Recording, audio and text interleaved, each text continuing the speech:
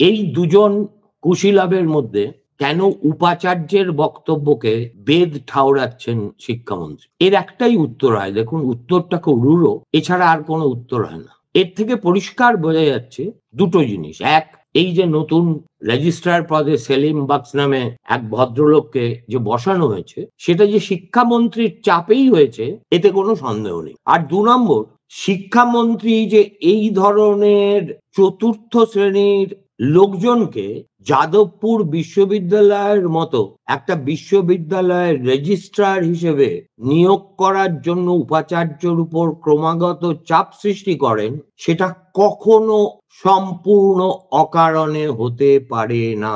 It is a matter of quid pro quo, যেটা মন্ত্রী মশাই যতখানি পারছেন আড়াল করার চেষ্টা করছেন। অর্থাৎ it is not a case of my opinion versus your opinion, it is a case of fact versus fiction. ফ্যাক্টটা কি? দ্বিবিধ। এক, উপাচার্য টেলিফোনে ওই সব কথা মনোজিৎ বাবুকে অবশ্যই বলেছিলেন, এটা গেল ফ্যাক্ট নাম্বার 1। ফ্যাক্ট নাম্বার 2, শিক্ষামন্ত্রীর চাপেই উপাচার্য এই সেলিম বাক্সকে তার বিশ্ববিদ্যালয়ের অস্থায়ী রেজিস্ট্রার করেছেন, এবং যেহেতু এই লোকটার ভাবমূর্তি অত্যন্ত অস্বচ্ছ,